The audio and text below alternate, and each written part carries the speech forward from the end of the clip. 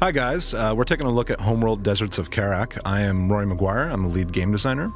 And I'm Jonathan Dowdswell, the executive producer. So what we're looking at here is we're going to pop into a multiplayer match. We've got 2-on-2, a couple of designers here at Blackbird playing off against a couple of other guys. And this is going to be me here in the carrier, and we're joined by Elliot and Piero and Lance on the far side.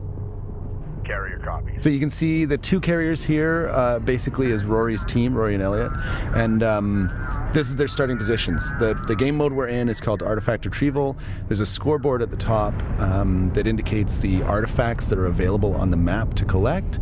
And basically what these guys are doing, the fiction is that they've arrived at a location on the planet of Kharak. There are artifacts in the region. There are also resources. There are also hostile enemies. And the two sides essentially are vying for point totals with the artifacts. So they're going out salvaging, trying to grab them with these base runners, and trying not to get killed in the meantime.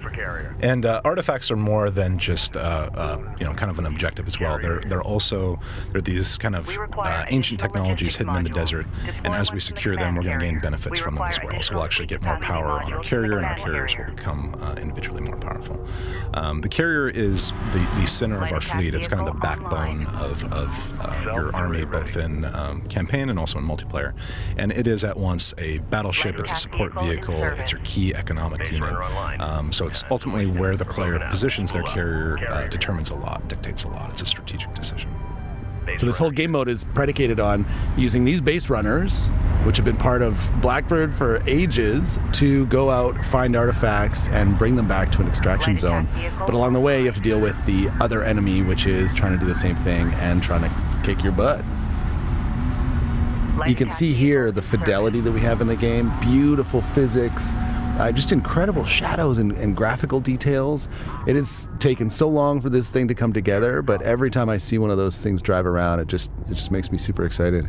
Yeah, one of our key pillars of the game was a concept we called vehicle fantasy, and that's the sense that these vehicles have a real sense and purpose in the world as they're moving across. You get a sense of their power.